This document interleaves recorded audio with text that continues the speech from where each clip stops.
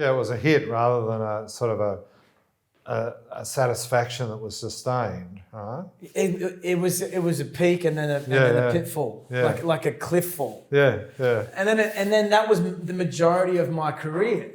Yeah. And then I started seeing. Well, I mean, this should be. We'll wait for. Oh, he's dangerous. We're giving gems away right now. Where you should be. This is where the captions should be subtitled.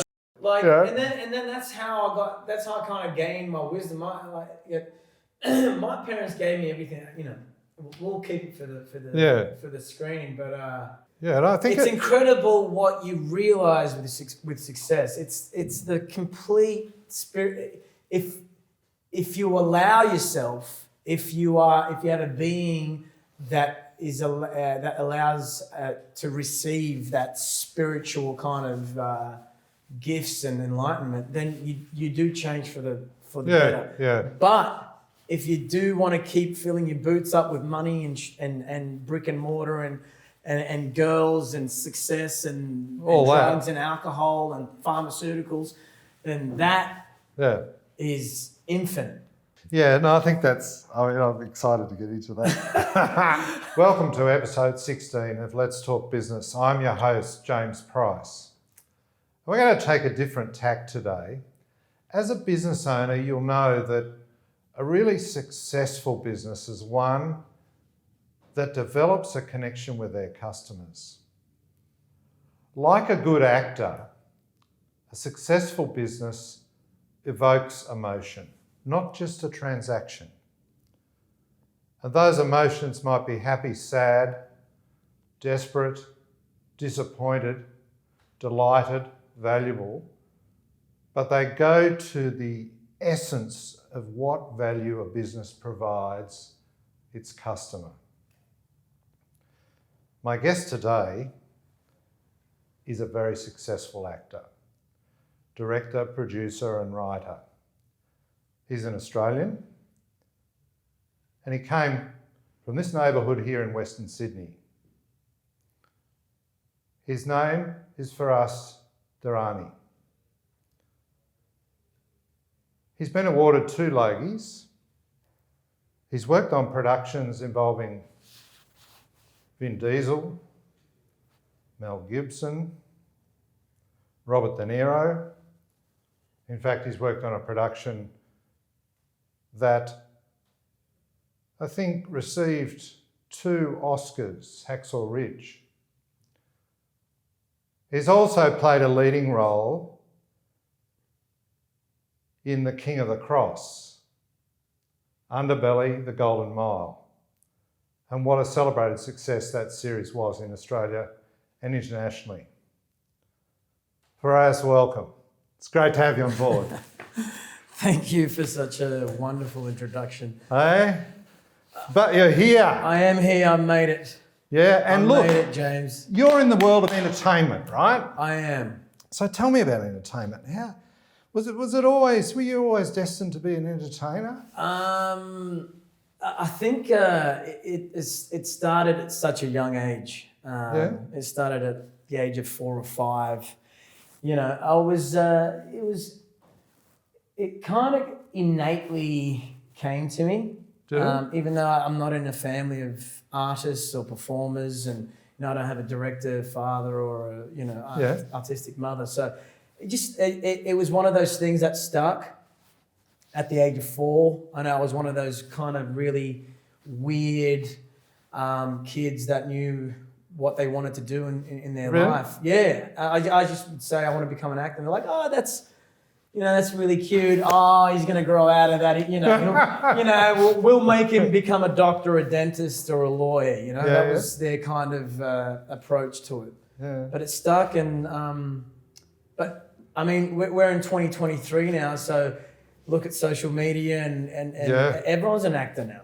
Well, they are in one sort of another, eh? We are all thespians. Yeah. Well, and, I don't know whether you like my analogy there, but I do think, like, in a way, I mean, I don't know, as an actor and in the entertainment industry, do you evoke emotion? Is that Is that part of what you do you think?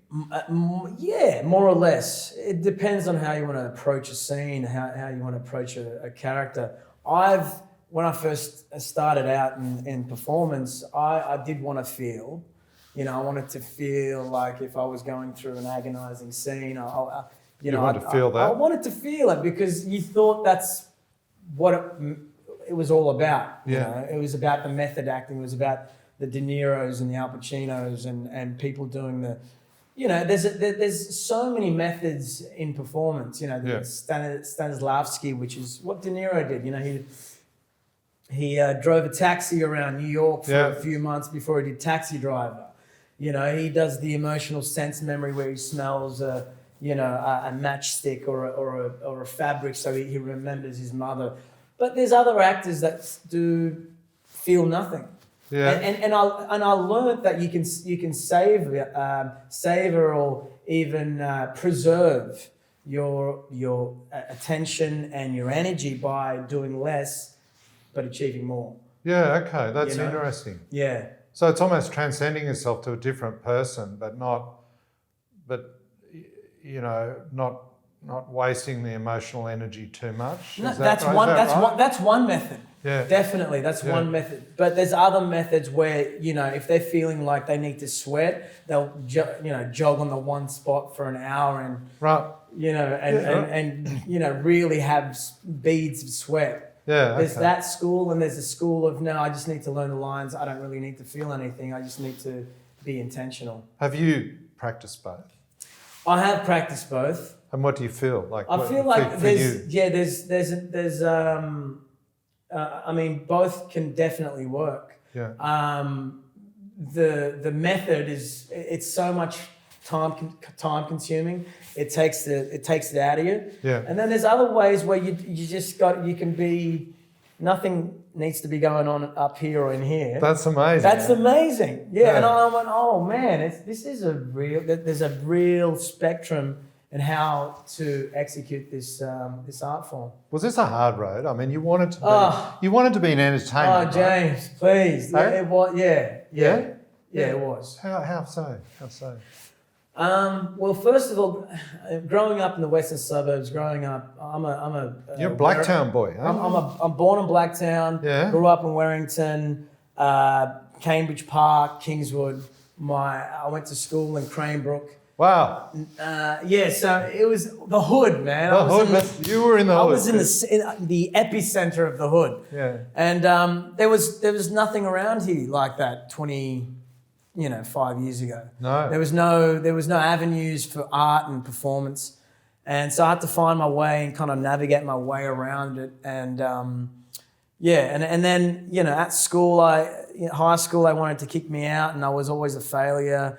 And they, there was no support. I mean, there was minuscule support from my performance teachers, but a lot of them just wanted to kick me out. And was that because you acted up in class? I acted up in class. I was a distraction, easily distracted, and distract others.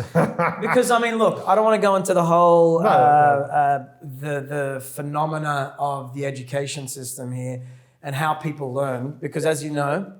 People learn differently, people retain information differently. People are more physical and I think this whole this conversation is a different conversation. But I was I was a different kid, and then my parents were an issue as well. Why? Because they didn't want to see you as an actor, or they didn't want to. They didn't know what it was. Yeah. So what did they see? Did they? They saw me as a lawyer or a doctor or engineer or a bloody what else? I mean, anything that's not artistic, What do they think now? Well, I had to show them like checks and money that I was earning, and then as soon as I started showing them the money that I was earning, that's when they started to believe. Hey, there's something in this. There's something in this, exactly. When they see the numbers. That's when you change their minds. But it took a long time. It took decades for them to change their minds until I started getting recognition in the industry. Yeah. So with that mindset, not being rude to your mum and dad, because they're obviously so important in your life, right? But do they savour your skill, do you think? They still don't understand what it is. After like 2 decades, they just still go, is it a real job? You know, like... How do you do that? I know. I mean, how do you do that? Why do you do that? You know, what kind of enjoyment do you get from it? You know, if it's not success in my industry, it's why don't you have a child? Why aren't you married? Why? You know, there's always something else, right? Yeah. But that's parents. You know, parents they're always worried about your welfare and your trajectory in your life. But it was there was some adversity. But I think without adversity, you need to. I never knew this when I was fighting for what I wanted to be. Yeah. But it made it all that much more kind of unique and special. Honestly. So join the dots though for us. Like you had this passion. You knew you're a bit different and you had a skill. Your early years at school didn't connect with that. In fact, and even family, they had different expectations of it. Completely. So how did you find a way? How did you find a way to connect and develop that skill? What sort of happened to make that come together? Well, I had to protest. There was a lot of friction. There was. I ended up saying, well, if you're not going to educate me in the way that I want to be educated, then I'm going to go find it myself. Yeah. So I remember I was working at my parents' shop when I was probably about 10, and I was like, okay, there's no way out here. There's no way these guys are going to help me in my dream. So remember the yellow pages? Yeah. So the yellow pages. Remember the yellow pages where you had to flick through 1,000 pages, like 10,000 of them, and I just flicked through the yellow pages. I was sitting behind the counter, I was serving customers. I was a kid. And I was like, you know what? I'm going to do it myself, Yeah. And I looked through these pages and I'm like, okay, let's see these. We're acting schools, agencies. Where are these people? And I started calling them up. Wow. Myself as like a 10-year-old. Yeah. And then I found a place and I called them up and I said to my older brother at the time, he was 20, a little bit older. Yeah. So I said, man, can you, they're not going to let me. They won't allow me to go to this school. I want to go to this school. This is what I want to do. I want to perform, just let me perform, It was one of those things. And finally they allowed me, and I caught the train from Warrington Station all the way to the city every Saturday. Really? To learn acting. Yeah. And then my brother would take me as well, cherish his soul, He's not passed away, by the way. He's still around. He's still around. No, but cherish, he used to take me there, and I just had to do it myself, and then prove myself that way. Sometimes you just got to do it by yourself. But that's amazing, though, isn't it? Like the drive that you had at that age, right? Because you must have had. Did you have a sixth sense, or it must have really turned you on, the whole acting piece? What is it? Like, help me understand. What is that? It was. There was a lot of things. There was a lot of art and a lot of performers and singers, actors that I saw when I was growing up. And I remember as a kid, because I had older brothers, and they used to play tricks on me all the time. They used to, the first major one they did, they locked me up and they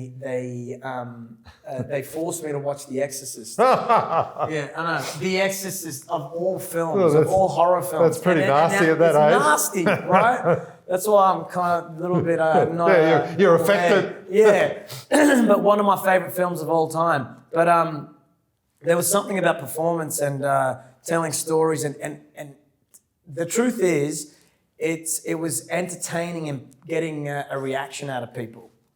Yeah. That's what I was addicted to. So it was the laughing. I always wanted to make people laugh. I wanted a reaction. So I got addicted to that. To see how people reacted.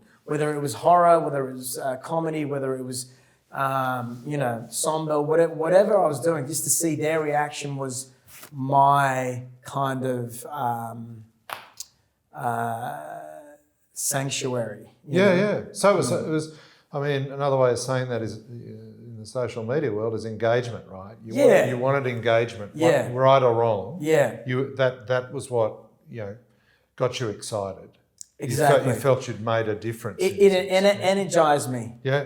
To a certain extent. Is that the case now?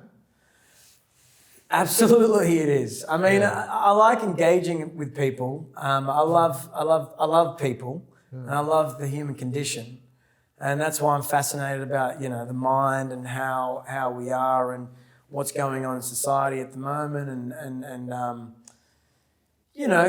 all the cognitive dissonance that's happening. Well, just on that. I mean, I'm jumping a bit. Yeah, let's jump. Let's jump. But I jumped to recently Academy Awards, actors strike, blah blah blah blah blah. AI. Yeah. Right. And you're talking about the human condition. Yeah. Right. Do you have a view on that as in terms of the digital world and AI and how it might or how it is affecting your world, your entertainment world, and how it intercepts between... I mean, yeah, I do.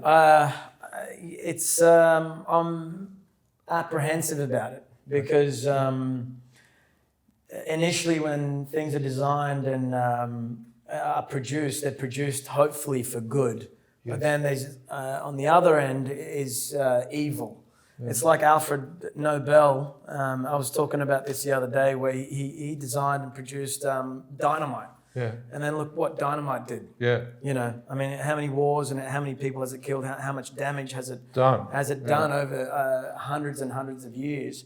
But it's scary because we were brought up in the age where the internet was a place where you go find answers. Yes. Right?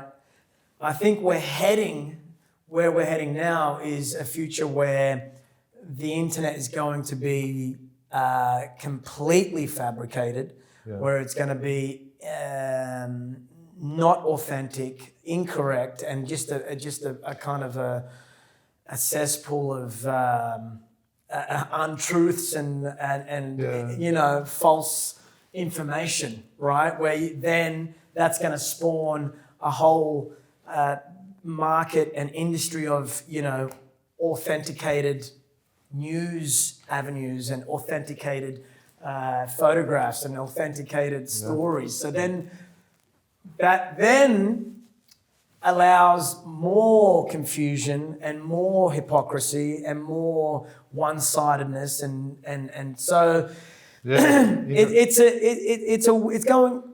headed to a weird place, but we're in it together. Yeah, interesting, Like, I think it's fascinating. I employ a lot of young people in my business in their sort of early to mid-20s, and they're partway through their uni degrees, and they come to our business as business analysts. And I met with one the other day in the city, and we had a chit-chat. I said, I just want to get to know you. That's sort of the first step, right? And we were talking about all sorts of things. I said, what do you like doing? He said, I'm writing a novel at the moment. He said... And I said, what genre? He said, fantasy. I'm up to 30,000 words. I thought, my God, if only I was good at English.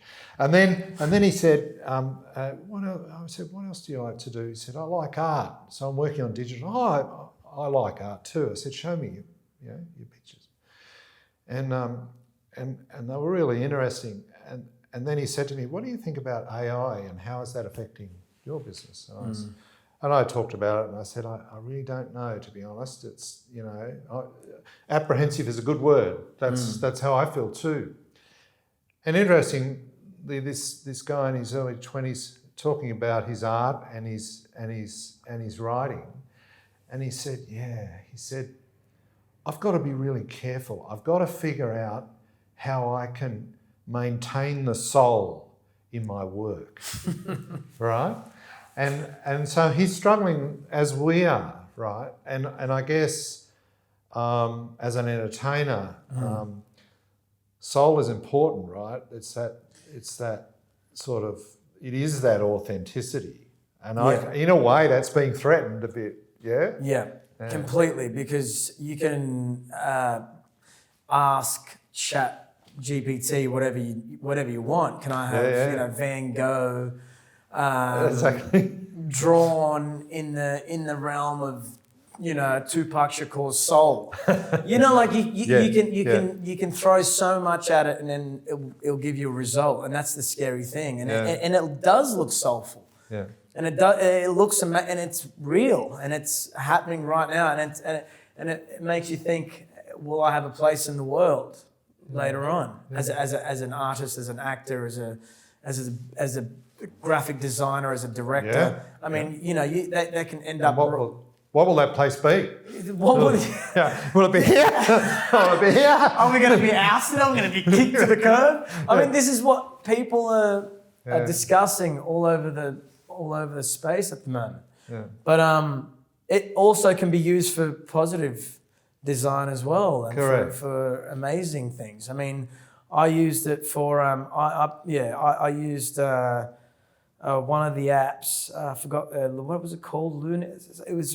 It's where you upload 10 photos, and then it gives you all these different images and environments and costumes, and it's an incredible. And I put I got my father's photographs and I put it in there. Yeah.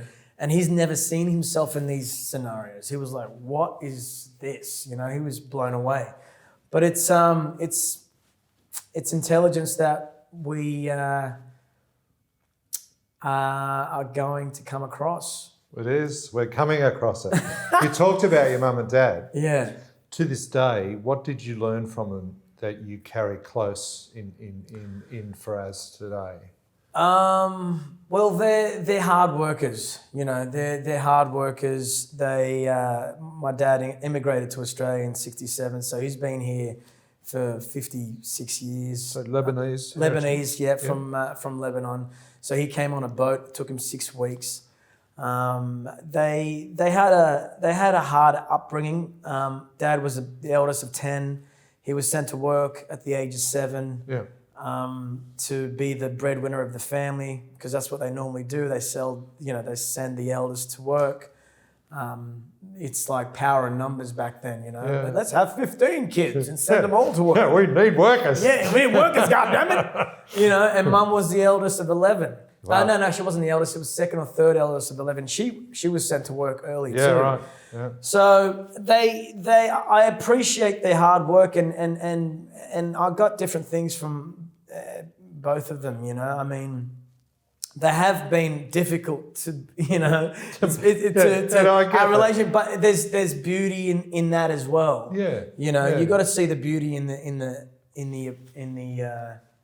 the oppressive nature of things, because if you don't experience that, then if you don't delve into it and really face it, then you can't heal from it. I agree. Yeah.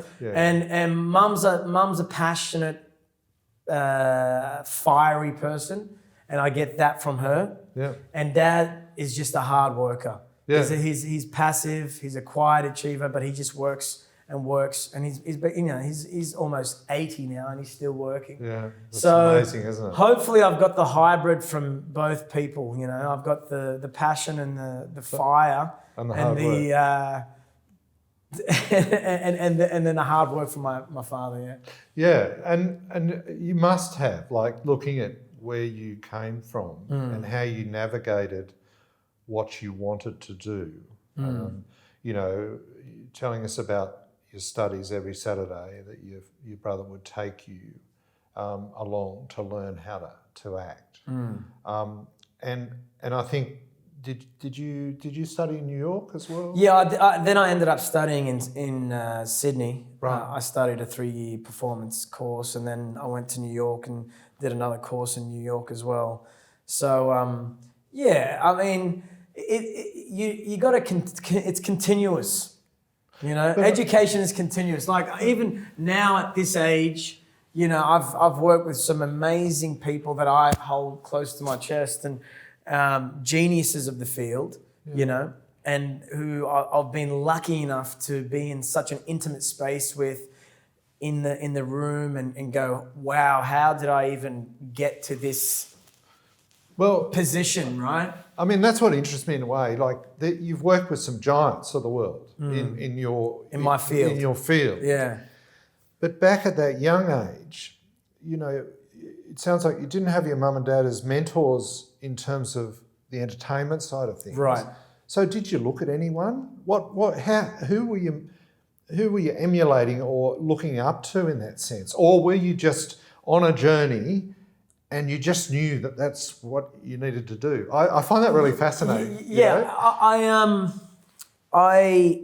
there wasn't anyone that looked like me in the industry, in the Australian industry. So there wasn't anyone that I kind of emulated here because there just wasn't anyone that represented my my trajectory, my ethnicity, my geographical location in the world, and where my parents are from, or whatever it is. It's not even about race, but I think internationally, the people that I kind of looked up to was kind of De Niro and Pacino and Brando, and you know they had a similar kind of adversity. Yeah, wow. Because I obviously I'm a student of those guys. I love those guys. I've studied, I've read their autobiographies, Pacino's and De Niro's, and I know what they did and how they did it and what adversity they went through and what kind of hardships they came across. Because even Pacino, like even these guys that you look up to, they went through hardships as well. Yeah. And there was so many people that didn't believe in them, you know. But for me, it was a compulsion. It was an obsession. It wasn't like, oh yeah, there's this guy that I might have a go at this one day. Yeah, I just felt like I needed to perform. It felt like it was exhilarating, you know. It was exhilarating to be on stage. And that's where I started. I started on stage before I went to TV and film. Yeah. And so theatre? Shakespeare. I started in Shakespeare. Yeah. Yeah. Oh. Yeah. Having once this juice, I'll watch Titania when she is asleep. Oh my God. And drop the liquor of it in her eyes. The next thing then she waking looks upon, be it a lion, bear a wolf or bull, on a meddling monkey or on a busy ape, she shall pursue it. You know, like I started there. I started where it should be, where you kind of learn the ropes and you learn the language, because it's a language thing. Yeah. Right? Yeah. You learn what's in the language, what's buried in the language. What does it mean to say this word? How do you express 1,000 images with one word? You know, that's the beauty. I mean, I know I sound like a... Oh, no. It sounds too like cosmic, airy, fairy, but that's where it starts, you know, it starts in that. Well, I would say it's technical, right? Hey? It's technical. but you've got to have a base. I mean, I always know in business, right? The really successful business people are not generalists necessarily. They have a technical understanding, but then they're able to apply it to a wider world. Right. Right. And yes. I get. Yes, absolutely. Yeah, because they have a strength. They have a foundation. Right? That's exactly it. Yeah, and my sense is your theatre and Shakespeare. My God, I left Shakespeare in year 11 at high school, but. I was a very poor English student, right? Right, me too. Really? Yes. Wow. And yet, theatre is your game. But I remember my English teacher in year 10 or 11, because I did the International Baccalaureate instead of the HSC, because I thought I was smart. And then I am. And I remember my teacher at the time, my English teacher, she pulled me outside the class and she said to me, hey, listen, you've still got time. Maybe you should go back to the HSC because you are drowning in the International Baccalaureate. Yeah. And then from then on, and it just pushed me a little. It gave me it just lit the fire. Yeah. And I got myself a tutor. Actually, my parents got me a tutor for, just to write essays. Yeah, just to help just to help me out a bit. And then, and then it just changed. It changed my commentaries and my essays, But it's funny how sometimes the bullying, because I was bullied a bit. Yeah. You know, I was bullied in high school. I was bullied in high school a little bit. You know, actually, one of my best friends who bullied me a little bit is my best friend now. You know, bullying is not. Look, I look at bullying as a gift. It really is. I have another friend, Jason Dundas. He's on Getaway, he's just killing it overseas at the moment. He's producing for, you know, production companies and doing amazing things, right? And we always have conversations about, you know, bullying and what that did to you. And it just lights something up. It really does. It lights a fire underneath you that you can't get from a really kind of pleasant kind of upbringing that, you know, nothing really happens. So we just come over here and how about you try this? Yeah. you know I need to be challenged. Yeah, it's good to be beat down a bit. Yeah, it's good to be told, you know, you can't do it. I bet you know what? You are a piece of whatever. You are a no. I'm going to prove to you. You know, I'm going to prove to you that I can do it. It does. If you can transform some of that headwind into tailwind, and I love that, because it's about that. You know, as well, this is another metaphor for fear. This is, you know, that's what fear is all about. It's we all feel fear. Yeah. Everyone feels fear. Everyone thinks, yeah, but how do they do it? How do they do it with such confidence? It's not confident. It's just sleeping with fear and understanding what fear is. That's all it is. It's repetitious of going, what is fear? What is death? What is death? What is fear? I need to know these things. I need to learn about what fear is, so I can use fear, so I can empower myself with whatever energy and force this fear has, and then use it to my triumph, to my success. So, yeah, I mean, that's fascinating. So I was going to ask, along the way, who's your rudder in all of this? Like, who do you use as a test or a guide? But it sounds like that's a built-in thing for you, yeah? In the early days, anyhow, maybe. It still is. It still is. I still push myself like no other person. I still have to find it within myself, the inspiration, and find what my next phase is, or what my next self looks like. Whether it's my fitness or my career, or dealing with my fear, or dealing with relationships in my life, whether it's with my parents, or dealing with stuff that I haven't dealt with, you know. It's always me. I look, obviously there's literature and people that I watch all the time, and there's writers and books that you can, but you got to listen to that. You got to really look deep down within yourself and find that inspiration. And I sound like an Eminem quote, but you know, we all want to fall down flat on our face. And we all want to give up. And it happens, you know. We can be for weeks and months, I'm killing it. I'm doing it. I'm just getting up at 5 o'clock in the morning. I'm killing it. I'm doing everything on time. I'm practical. I'm efficient. My relationships are great. And all of a sudden, boom. You just feel like you're the most hopeless person in the world, and there's no hope for you. Why is that? Because I'm like that. Like, I use fear a bit in that sense. The minute I feel like that, I'm killing it. How good is that? Look, I just knocked that one out of the park, and it's the minute I feel like that, something comes and hits me in the back of the head. Yeah. But I mean, I think it's that fire that you mentioned from your mum, and there are other things around that, right? But I see it in teams that we advise. I see it in businesses that we advise.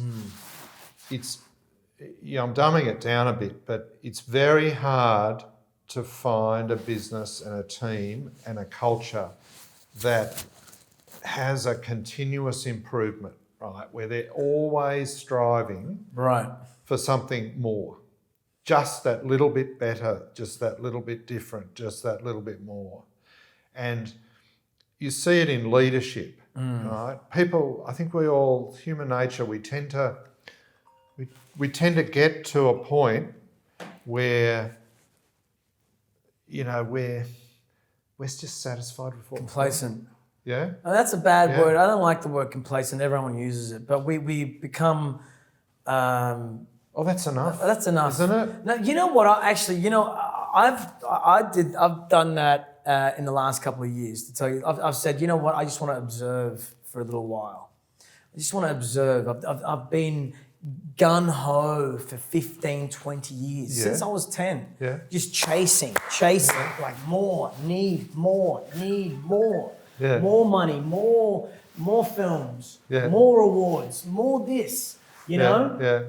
And I got to a point where I actually got to a point in 2016 and this is for the younger generation, for the younger kids. I'm getting on now. I'm not as young as I used to be. But you're not 40 yet, are you? Yeah, I am, mate. I'm there, mate. I'm there. I'm not far behind you, buddy. These are for the kids, for the teenagers or in their 20s where they feel like I need to, because there's the social media, there's society, there's your parents, they're your friends, and they're telling you need to do. There's more goals. You got to run faster. You got to achieve more. You got to do more. You got to earn more, and all that pressure gets to you. Yeah, it really does. It just you're like, I need to. And I was like this. I was like, I need more. That's how I felt on the inside. Yeah, I felt like that, and people will get that feeling because it was like it was visceral and physical. I was like, I need to do this. I need to do that. I'm going to earning this. I'm going to earn that. I'm going to look better. I'm going to bigger muscles. It's all the gratification on top of each other. And I was like, whoa, I'm about to pass out. Yeah. I'm about to pass out or melt down. Yeah. Have a meltdown. Yeah. Right? Yeah. And for some reason, it was just serendipitous that a friend of mine, Rihanna, she introduced me to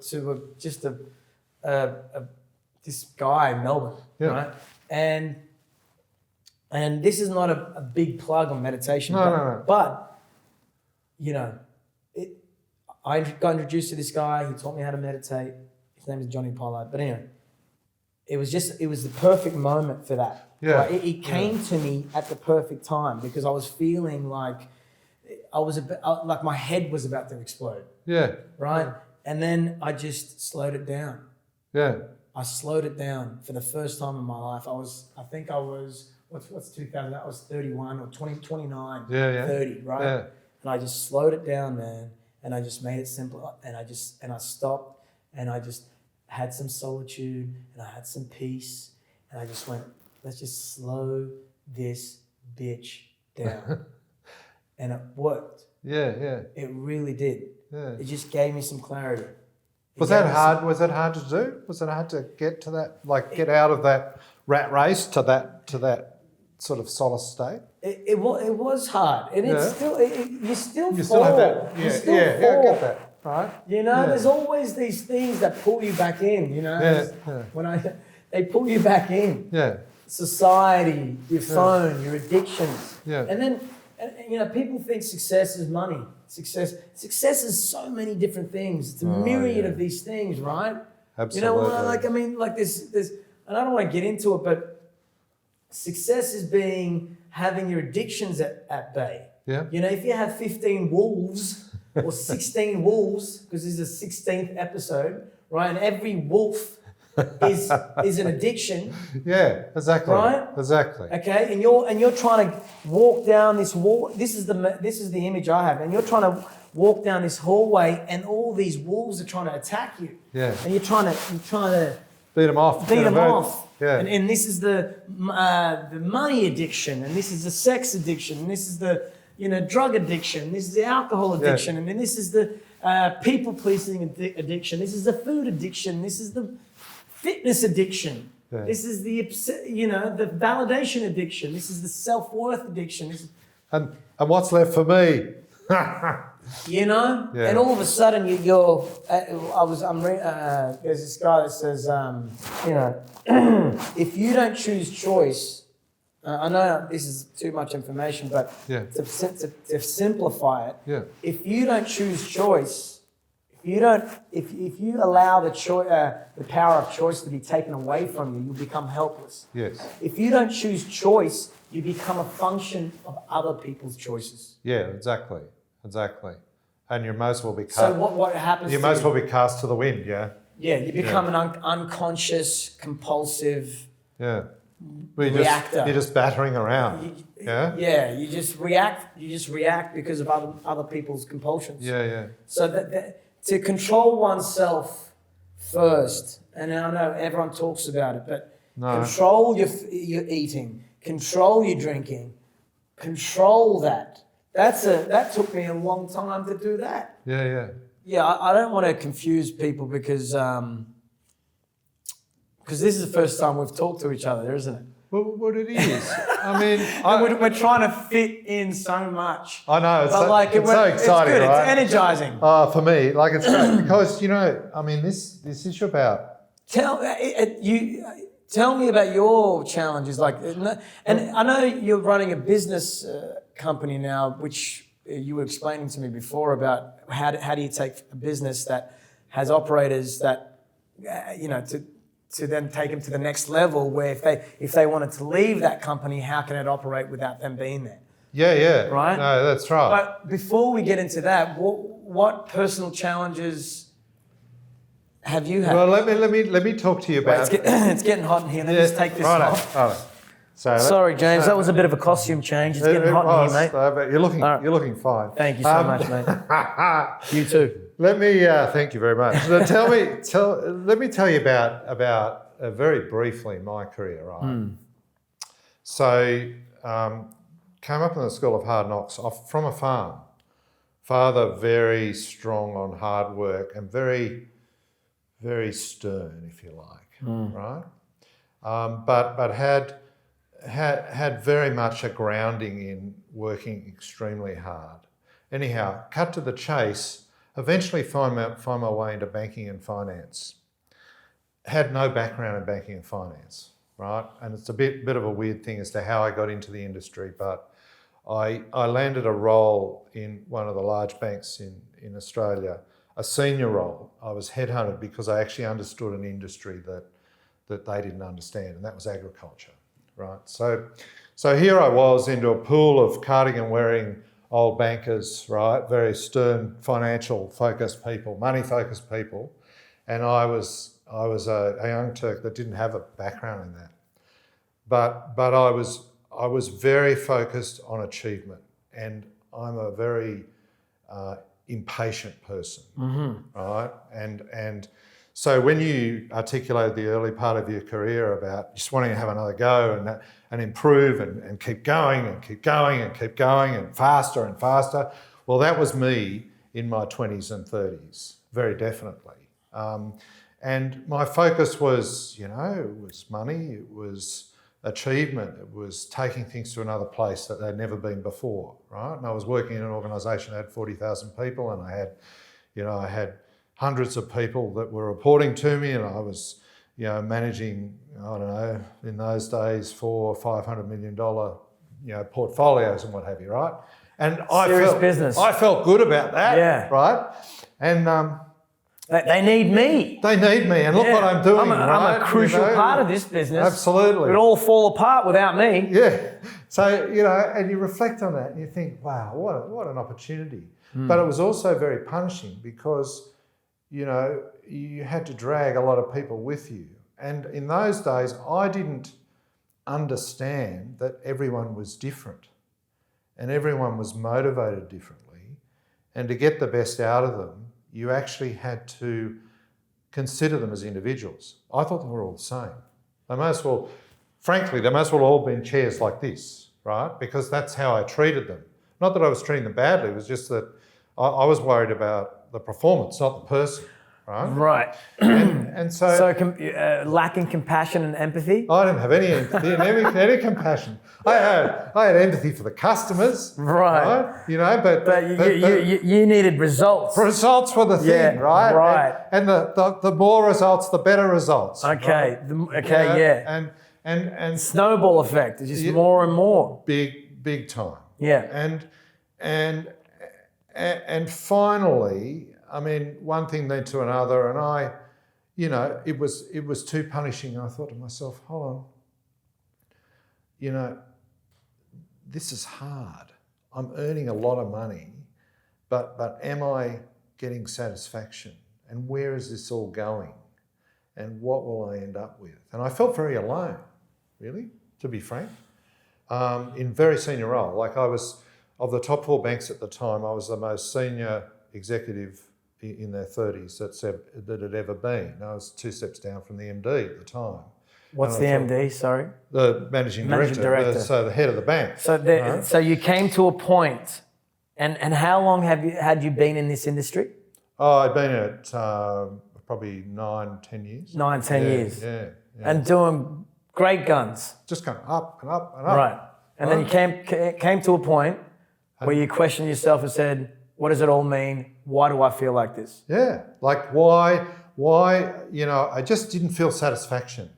I felt the hits, the positive hits, you know, every time I'd achieve something and get a bonus and get some shares and, you know, get a win in terms of what we were trying to do. But it wasn't anything sustained, right? In terms of contentment or a feeling of soul and you know what I'm saying? The existential void is still there. It's how do I feel this void? Yeah. How do I feel this fulfillment muscle or whatever it is? It just didn't seem... Anyways, I decided to give it all away and start this business. And that was 22 years ago. And my business is a business advisory valuation firm. So, you know, JPA Business started 22 years ago. And I went out on my own, and my wife was my partner, and we started up the business, and I, you know, had networks and what have you. But it was scary, right? Because I didn't have a tribe of people at my beck and call, you know, doing research on this, handling the marketing on that, looking at HR on this. I had to do it on my own. And it was like a research project. And it was kind of scary, like, how would the money come in? What would happen? You know, how would I make a living? But the funny thing is, I've never enjoyed anything more as a result of that move, because you learn to rely on yourself and you learn to reflect on yourself. And I find myself regularly, it's weird, this will come across, people think I'm a very strange person, but it's like... Hey, they'll do that anyway. Yeah, I am a strange person, so it doesn't matter. Embrace it. But your physical being is often shadowed by a being sitting up here saying, well, what the fuck are you doing? Do you really know what you're doing? So you learn to question yourself and have perspective. I'm still an impatient person, and I'm a driven person, and I have some of that fire that you were talking about, but not from your mum. But I temper it, and you begin to figure out how to temper it so that your development is more efficient.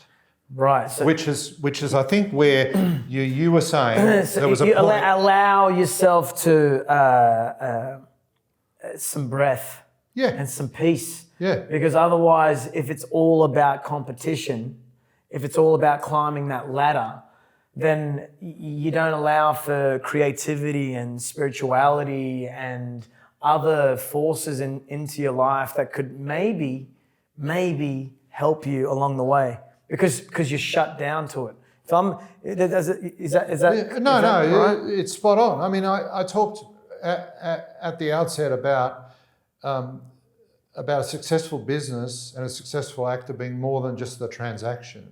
It evokes emotion, right? I think I got to the point in my earlier career where it was just bang, bang, bang transactions. Right. Right. And I think it's so narrow that you lose, if I can join us, you lose the beauty of the theatre. That's right. Poetry. You know? Yeah. You do. And that we live in a transactional world though, don't we?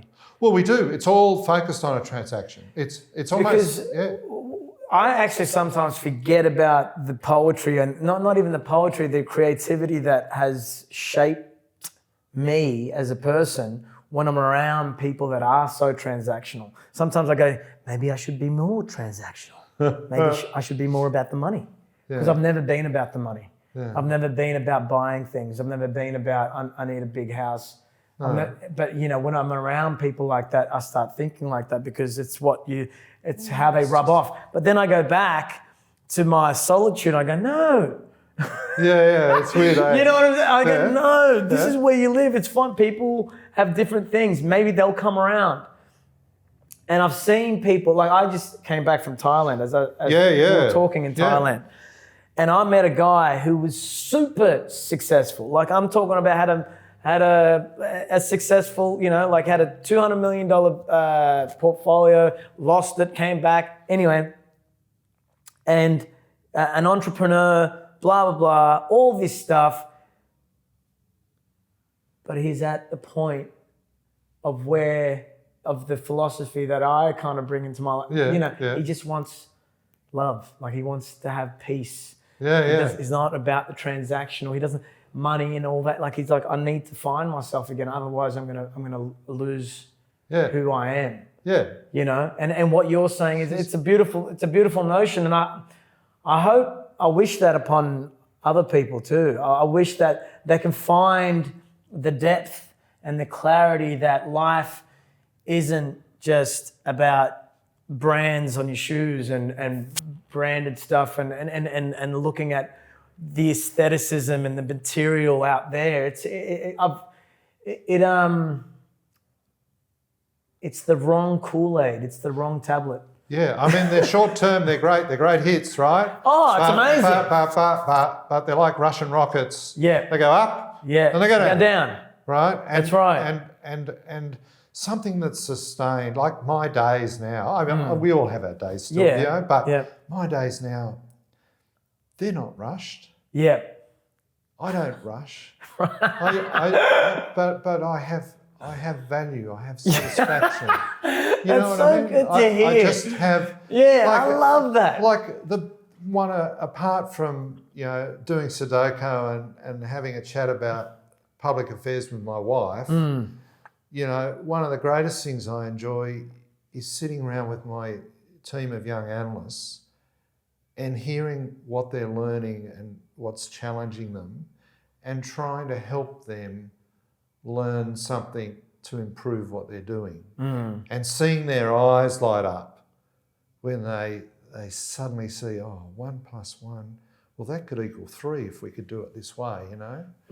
And being able to contribute to another person's development is a wonderful thing. Now, I talked to you before. And are you talking about the transactional, I mean, their field development or their personal development? Both, because, I recently had a team member and he's a little bugger, he's gone to Texas for a uni exchange, but he's a business analyst, right? So he's finance, accounting, business brain focused, but he's also a musician. And a magician? No, a musician. Oh, a musician. Right, so piano player, guitar. Loves it. Vocal, beautiful, creative, right? And I've developed him in the field of business analytics, which is what he came to us for. But, he got to talking to him. He said, James, he said, I'm very good at writing. I've never seen someone in their early 20s write like he does. And writing's still very important for our clients, right? In terms of explaining, the dynamics of what we're trying to analyse for them, right? Yeah. it's a communication tool. Right. It has to be clear. Yeah, concise, clear, concise, and articulate, meticulous. and well-founded. Yeah. He was amazing for a young person. But he said, James, I have trouble communicating verbally, with clients. And I picked that up, and he raised it. So personal skill. And I said, bro, I've seen you sing. You've written tunes. You play the piano magnificently. You are verbal, right? And it was just a subtle confidence issue about not having all the bits to verbally display, and therefore being, reserved, and that impacted the way he did it, right? And I said to him, listen, practice on your friends. You can do this. I know you can. If you can sing a song like that, then you can verbally communicate. And to be able to work with someone like that, over time and see that development, to me, that hits this. That's amazing. Because what you're giving him the permission to take some of that creativity that he's been, harvesting for so long, and allow it to come into the analytical mind, and allow them to marry each other, because you've been doing it through your art. Yeah, exactly. Exactly. You've been communicating for so long through your art. Yeah. You can do it verbally. Yeah. Allow yourself that transition. Let the two brains merge. Oh, and so valuable. And yet, I told you before, back in my 20s and 30s, I didn't think about individuals. Right. Right. Here we go. Now, I'm seeing the value of each of these dudes. We've all got our strengths. We've all got our weaknesses. But, being able to unlock that in a personal way, but also a business way, I think is so valuable. And this might be a bit old hat, but AI eats your heart out. AI's got nothing on a team where the team focuses on unlocking that mindset and capability, because I think human dynamics have got so much more to go, but they need to be nurtured, they need to be cultivated. It's a hard game, right? But it's probably harder than putting a piece of code together for AI. Yeah. But a team of 10 just doesn't equal 10. That's right. Good team, you can't beat it. Right. It's a humane, creative hub, and it should be accessible. We live in a society where if you've got a job, this is what you do, this is a number, you're a number, you create this, you do these emails, and that's it. You're not meant to feel, think, be a person. No. You're a robot in human form. Yeah. That's the problem. Just come in, clock in, do it, clock move in, off. do it, move on. No one cares about you. No one appreciates you. No one, they might, but they might not do it there's no sensibilities. There's no connection to you, a real connection to the people that you work with. No. And I think that's what the business world or the corporate world can learn from the art world too. Because the art world is all about working together as a community. Yeah, it is. Understanding each other, like literally connecting to each other. And I know everyone's like, yeah, but you can't touch it. Like, I get that. There's inappropriate behavior everywhere, but in the art world, we connect to each other. Yeah, strongly. We connect to each other like through our eyes. Yes. People now, it's just like, hello? Yeah. Anyone there? Hello, can you hear me? You know what I mean? Yeah. So it's like, we need to bring, and what I think your journey is, and your evolutionary upgrade, if I'm going to put a term to that's it, fair enough. is that you saw that and you acted on it, and you saw that in yourself, which is the biggest gift you can give to yourself, is seeing how you've approached it, how you've approached your work, and how you approached your business for so long, and then go, oh wow, because you changed your attitude instead of changing the environment. The environment's still the same, but you've just changed your approach. Dealing with it, right? And intrinsically, you believe in what you speak about. Yeah, very definitely. You know? I mean, I just know, right? I just know because it feels good. Yeah. Right.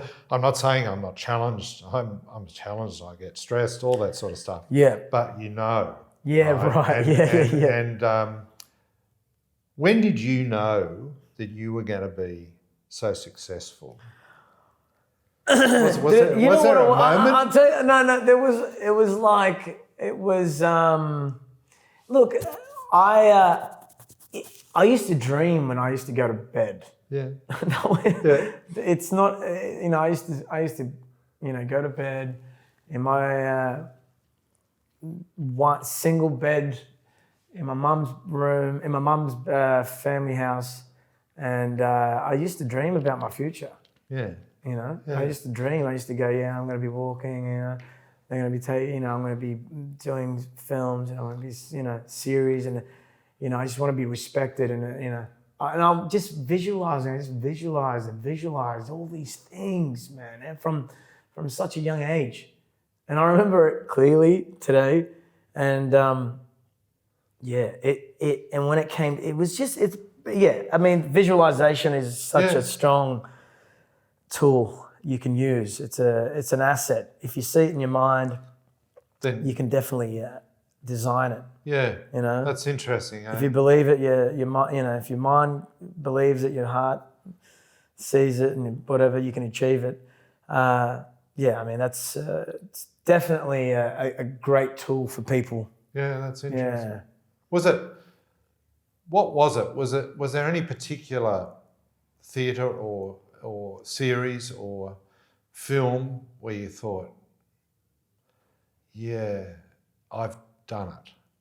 I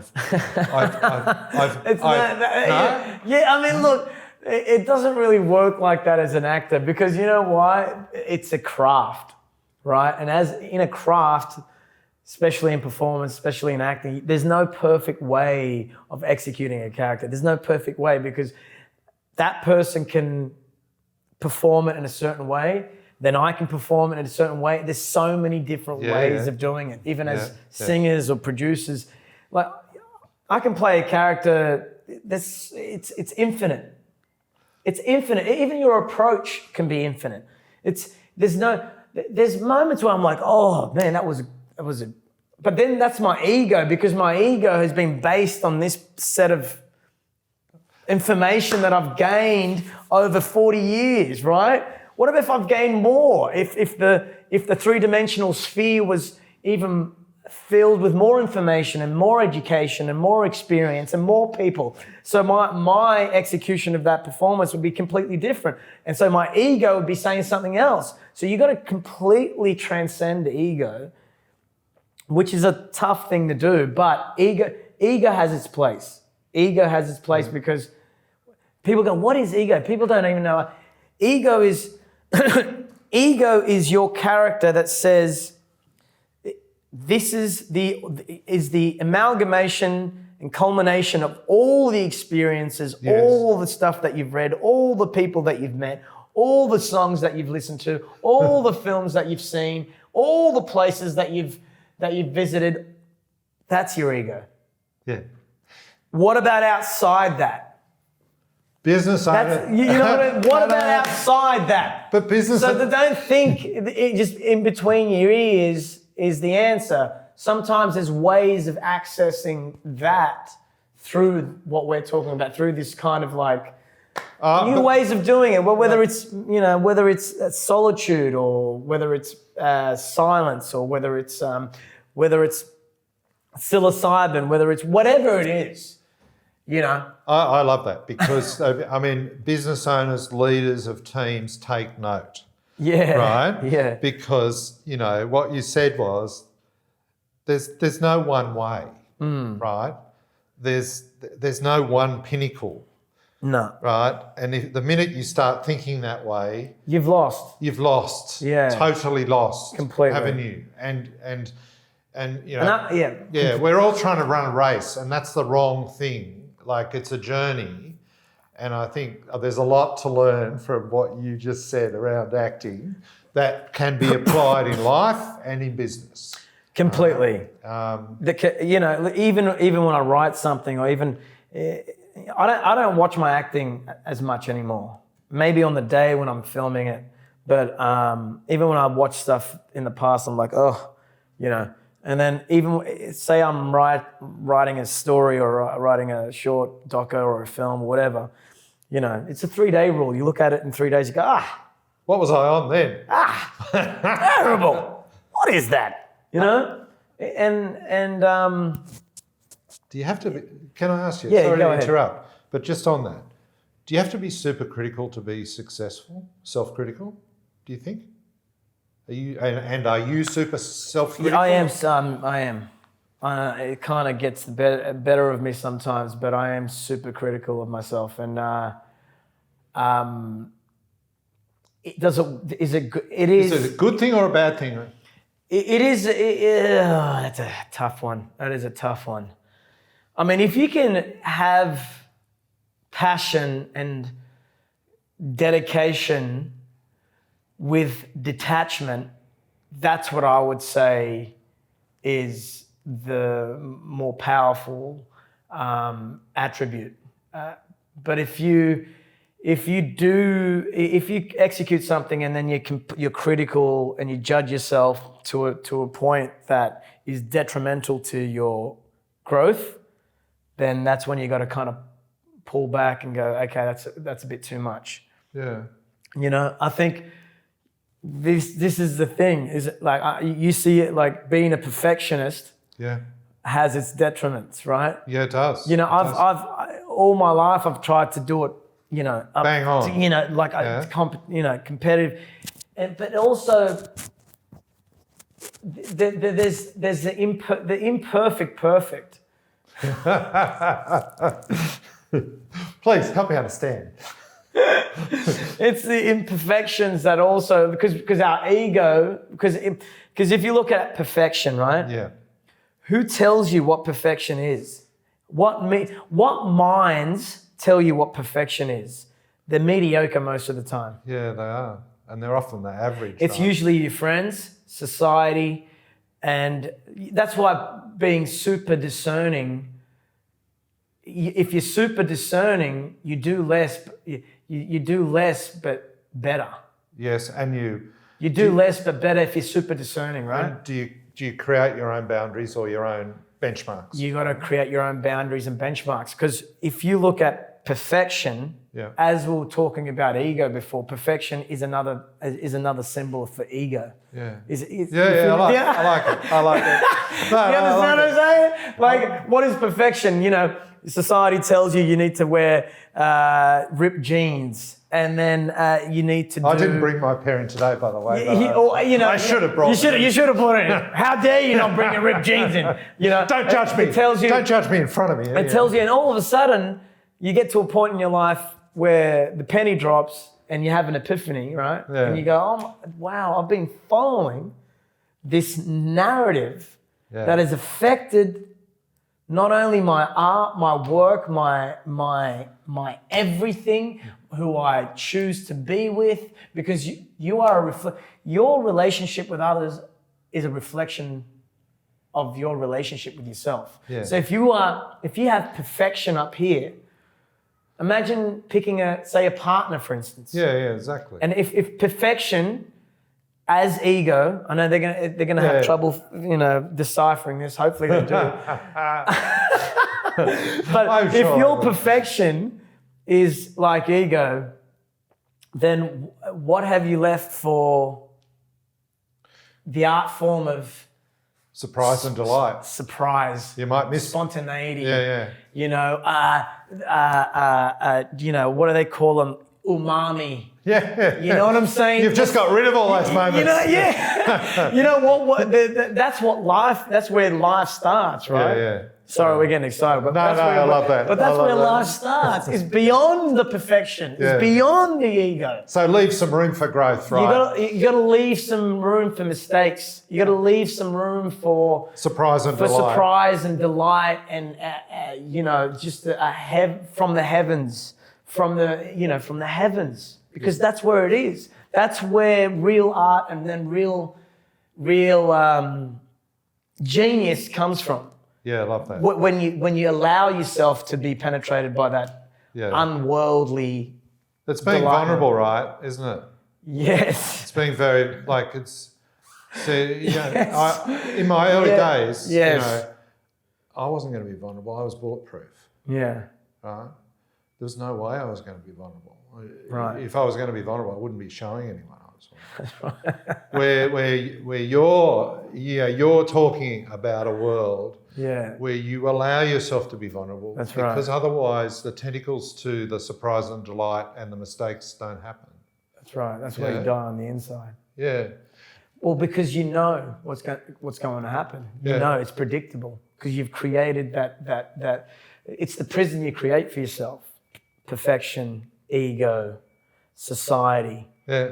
Ultimately, it's the unconscious, inevitable prison that you've unconsciously created for yourself. You just popped yourself in a straitjacket. Popped yourself in a straitjacket. Now tell me. That's the title of this podcast. Pop yourself in a straitjacket. Now. Or unpop yourself from the straitjacket. How to get out of the straitjacket. How do we get out? Hey, speaking about straitjackets. Yeah. Thailand. 2 weeks. Tell me what went on over there. Oh, man. What went over there? I just wanted to... I wasn't planning on going. Long story short, there's a lawyer, criminal lawyer friend of mine. He's a very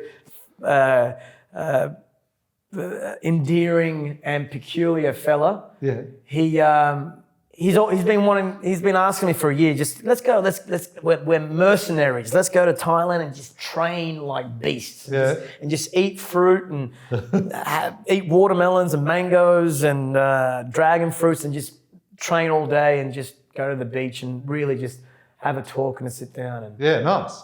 And I had been working, I had finished the job. He booked me a flight. We went over there. We trained twice a day. I ended up extending 3-4 times. And I just, I was doing Muay Thai and strength and conditioning. It was just a reset. Was it good? Amazing. Health and fitness is important to you, yeah? Yes. Why is that? Because there's so many things you need to do just to feel okay. Yeah. If it's okay, it'll be all right. Just to feel okay. Yeah. You know, whether it's running for 20 Ks and then another session in the afternoon, meditation, writing, whatever it is. Yeah. You know, just to feel I'm okay. Yeah. Nice. Yeah. Nice. So you just need, this just to feel okay so you can allow yourself to have those other moments, unworldly moments that we were talking about. Yeah. Otherwise, if you don't do that, then you get cut. Then the opportunity to allow that, because you get stuck in, well, I'm not. I think you get stuck in a numbness, right? Well, that's how I describe it. Yeah. Like if if you focus on your health and fitness, I think your mind gets more attuned to the world around you. Susceptible. Yeah, possibly. Yeah. And you practice fasting? Yes. Tell me about that. Have you fasted before? Oh, look, only because I missed lunch yesterday. I didn't need no. Yeah. No, I haven't. Have you looked into it at all? I have looked into it a little bit, but I haven't prpracticed it. Yeah. So I'm interested to understand it. Yeah, we live in a world that's full of consumption, and whenever, because it's obviously motivated by fear. Yeah. You look at all, our commercials on TV, whatever it is, our online, the internet, they keep us fearful, so we keep consuming. The more fear we have, the more we consume. But it's new online, but I came across it in 2017. Oh, did you? Okay, and I did it because my cousin was going through cancer, and she was going through chemotherapy. So I fell into this rabbit hole of fasting and what it means to fast and what it does and what the benefits are. Yeah. And I just was blown away. I was blown away because there was so many doctors, because there's no money to be made from fasting. It's not marketable, is it? No, because you're not selling a protein shake. Yeah, why don't you just... Yeah, don't Why don't you fast and eat my protein? Yeah, don't eat for 3 days. What happens to the food companies? Yeah. You know, what happens to the pharmaceuticals? What happens to all the pharmacies around? Yeah, we live in a funny world, and I think I think we're moving towards a big change in that industry. Yeah. But I looked into it, and I was fascinated by the space, and then I ended up starting to fast. I know some people intermittent fast. They stop eating at 6 p.m. and then they eat at midday. I was doing that anyway, but then I began to fast for a longer period of time. It's called extended water fasting. So it's no food, just water or tea, okay? And I know people are like, what do you mean you don't eat? The benefits are astronomical. For how long? Okay, so I am not a doctor, and this is not medical advice. If you've never run before, or if you've never ran before in your entire life, I wouldn't suggest a marathon. Not straight up. Anyway. Not straight away. Yeah. I would suggest a K. Yeah. 1K, 1 kilometer. Okay, start small. You know, that thing in Braveheart? Yeah. William Wallace, aim small, miss small. Yeah. You know? Start small so you don't fail big. Because human nature, if you fail big, you don't return to whatever you were doing. Careful, important lesson, that one. What's that? No, what you just said. Start small. Aim small, miss small. Yeah. Right? Yeah. Because if you start big and fail big, it really ruins your confidence. Yeah. And so you don't come back to that Yeah. Skill or that craft or that exercise. Yeah. So I feel people look at, because of social media, and I'm going to go back to fasting, I'm sorry. No, you're right. But they look at the result instead of the journey. Yeah, they do. They don't look at the journey. The journey may have been 20 years and people are looking at this result, and this guy's an elite MMA fighter. But he's been fighting for 25 years of his life. Exactly. They just want the silver bullet to be the same dude, right? Yeah. So the process is the getting up, getting knocked down, getting up, failing, and failing is great. Failing is good. We want to fail in our lives. It means growth. Okay. Yeah, it does. So I started with 2 days or 3 days, and then I just worked myself up. I went I think I did maybe 24 hours to start. Then I went to 3 days, 72 hours, no food. Wow. Just water. And then it wasn't just for losing weight. This is not, no, I'm not obsessed with my weight here. I can't put weight on, to tell you the truth. But it was the clarity. It was what was going on between here and what was going on to my heart. And then I started, I looked more into it and was listening to more online and then I wrote about it. I did a 10-day fast, because then I went up to 7 days and then went to 10 days. And then before Thailand just now, I did 2 weeks. Right, 2 weeks. I know, yeah, 2 weeks, yeah. And that was the most difficult one, to tell you the truth. It was challenging. So what was hard about it? Was it the mind saying, I'd really like a biscuit, or what? Yeah, the mind just kind of wanders into the most, imaginative kind of circumstances. I was thinking of burgers on burgers. I was thinking bus loads, a bus made of a burger. Like usually I'm like, what is going on with and my mind. And it's if you look at it, James, it's the liver, immune system, your heart. There's so much involved that I don't want to share because I will share. First of all, it's resilience because clearly resilience. Resilience, right? Yeah. It's your resistance to pain, and not just physical pain, but to mental pain. Because as you know, when we want to jump out of this, because we have 60,000 thoughts a day. 90% of those thoughts are repeated next day. Joe Dispenza says it all the time. Blah blah blah. But how do we find the window to get out of this, right? Yeah. And what I realized personally was that consumption and food and your thought patterns are completely connected. Yeah. Right? What you eat and what you think about are connected. Yeah. So it's like the consumption coat, I call it. If you can consider your life being, or your food habits being like some kind of like a coat that you put on, and then eliminating that coat, okay, and going, who am I without the food? So does it open the mind? It does open the mind. Yeah. Okay. It completely opens the mind. Right. To new possibilities and ways of thinking about yourself, about your pain. Some people actually call it extended water healing. Right. Yeah. Not waterboarding, but water water healing. Yeah, there's a bit of that. They call it that. So you get it.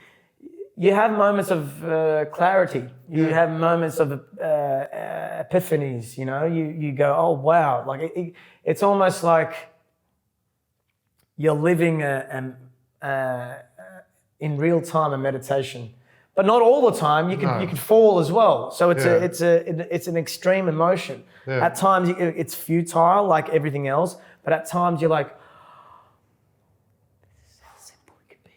this is how simple it could be. This is it. Yeah. Oh my. That's fascinating. Yeah, that's what you get those. You go, oh wow, it's as simple as that. Yeah. It's as simple and clear as that. We're all together. We're all here, and it's okay.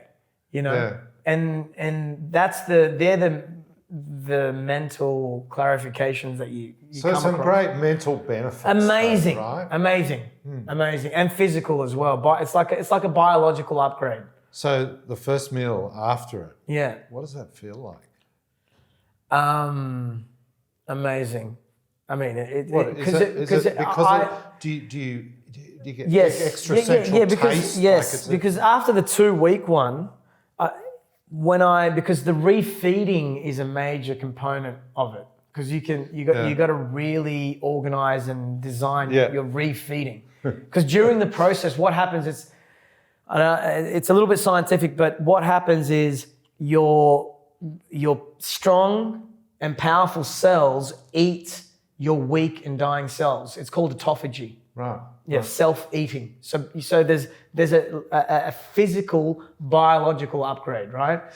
It is. It's a bit of cannibalism going on. There's a little bit of cannibalism. Yeah. Yes.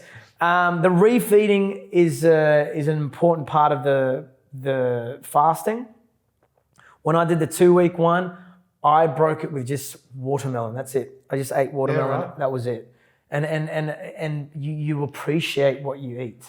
You appreciate the fact that you have this watermelon, you have this fig, and you're going to take your time. And it just reiterates these notions that we just forget on a day-to-day basis. I think there's a lot of similarities with things we've discussed here, right? It's about, the transaction versus opening the mind to the whole experience. Right. So is this fasting, is it moving forward? Is it, how do you propose to incorporate it into your world? Is it something that's an ad hoc thing for you, or is it more consistent than that? It's much more consistent. If I feel like I need some clarity and some direction, I would do a 3-day fast, and it just equalizes rebalances my week or my mentality. Yeah. It's definitely a tool. And the reason why I do love it. This is not paid. There's no companies that do this. And now a word from our sponsor. And now a word from our fasting sponsor. Don't eat. Oh, here we are. It's the water company. There's nothing there. It is. I discovered it by myself, and it's just one of those tools. Like, it works. Yeah, I love it. It really works. Firass, yeah. It's been a blast talking to you. Where to from here for you in the near term? What are you up to? Directing, a bit of directing. Yeah? Yeah, going to South Australia to do a documentary. So I'm gonna go that direction for a little while before I get back into the acting and whatever, So it should be fun. What do you like about directing? You got the power, man. Yeah. So it's an ego thing, right? Just treat them all the same. They'll be fine. Right? So you basically got a team of people and you're trying to get the best out of them, right? Yeah, that's right. No, you do it differently to what you've experienced as well. Yeah. I've had directors where it's like, I want to hit my head against the wall. They have no idea, or they have no connection or no humility with you, Have all directors had to be actors or not necessarily? No, not necessarily, no. Are you a better director as a result of being an actor? I hope I am.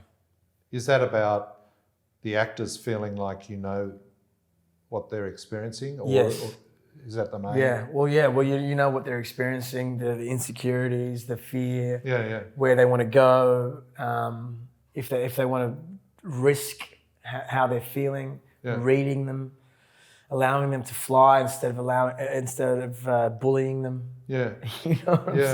It's all that, being on their side, not opposing them. So is that, but also you've got to be on their side, but also there's a leadership aspect, right, to the directing. So correct. It's how you play that. Yes. Sort of to deliver something that is just extra special, but bring them to that place. Yeah. Yeah. Challenging. It is challenging, but it's not the power, like the creative power, not the power of telling people what to do. It's like the power of editing the piece for myself, editing sound, the grade, how I want it to be pieced together. Yeah. That for me, that's enthralling. That's thrilling for me. But before, you'd act. You wouldn't know what take they chose, how they edited, why they chose that particular take. And sometimes they give it to an editor where it's like, oh, God, please, no, what have you done? You know? Yeah. So now when you're behind the camera, and you exactly. You try to be one of them. You're not. It's not a status thing. But I think the important thing there about leadership that you said is, you don't tell them what to do. Yeah. It's more about how you're orchestrating the end result. Right. But getting them to do their best, but giving them an environment where they feel like they can do that. Yeah. Important leadership lessons. And you've learned some of those lessons? The hard way. Hey? Hey? The hard way. Would you consider your old self just unaware of certain circumstances, and that just the awareness changed, and now that you're better for it? Yeah, I think so. I mean, totally unaware previously, just because I was a young dude in a sort of a older environment that was very autocratic, and it was almost like your position was your power. And, it was like, we need to do this. You do that. We'll get over the line. Yeah. Right? Which is very mechanical. Yeah. Which is very different to today's leadership style. I mean, I've often said recently, my view as a leader is about serving their team, not the team serving the leader. I think if the settings are right, the team will deliver more than just serve the leader, because they'll be motivated to do it. But I think a leader, needs to have a perspective where they're acting as a servant to their team, right? Because they need to be looking and saying, well, there's a gap there. Why isn't Johnny able to fix that? What does he need that I can help him with to get to the next level? Right. Which is, I never went there previously. Yeah. Back in the day as a and young your leader. approach and being tactile is another thing as well. Your approach to that. Yeah. Which tactic can I kind of use here? So they feel like they've discovered it themselves, instead of me going, do that. Well, and it's so much more powerful. Which creates a division between worker and leader or boss. You're like, I feel like a servant again, or I feel like I just feel like a number again. Now I have an input to the solution. I feel like a creator. Right, which is so powerful. Yep. Right, because it engenders. Well, we know what it engenders in you as a creator, right? There's fire, there's passion, right? You want to deliver something, and it's the same with a team. I think that's so important for team culture, but also for leadership. And I'm fascinated to hear, what you're up to as a director in South Oz. Yeah. Yeah, I actually did a documentary about my old man, and this was during the pandemic because there was nothing going on. So I said, you know what, this is a perfect opportunity for me to point the camera at my old man, because he tells me these stories all the time, and I want to tell his story when I can, when I've got the time. Yeah. So I did that. That went around the world, and people loved it. Went to festivals and won a few awards. And then I got contacted from a family in South Australia, and they're like, we want to do a documentary here. We'd love you to direct and produce and design it for us. And wow. I said, why not? This was in Thailand, actually. Really? Yeah. So it's good. It's funny when you do random things, how different opportunities come about. They come to quality. Yeah. Right. Well. Yeah. I hope so. I hope that's where the world's heading. They can see quality in. Yeah. Or soul and soulless, or people that do care and people that don't care. Yeah. Mechanical versus. Yeah. I think. Versus humility. I think there's hope still. Yeah.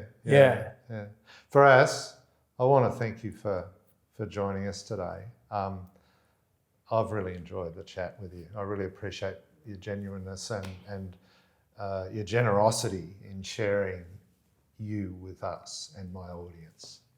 I thank you, James. Mate. Thanks for having me, mate. Really good. Yes, rightio, wrap up. Oh, you're annoying. Do you want to do the wrap up? No, what's the wrap? Is there a wrap up, is there? Yeah. And that's the wrap. That's it. James has talked enough. There is no more wrap. We're not having a wrap up today, okay, James? It's on me. It's gone. And that's a wrap. We've extinguished the wrap. There's no more wrap. Wrap here? No. Gone. You happy with that? Hey, Pricey, James, is there a wrap here, mate? There's no more wrap.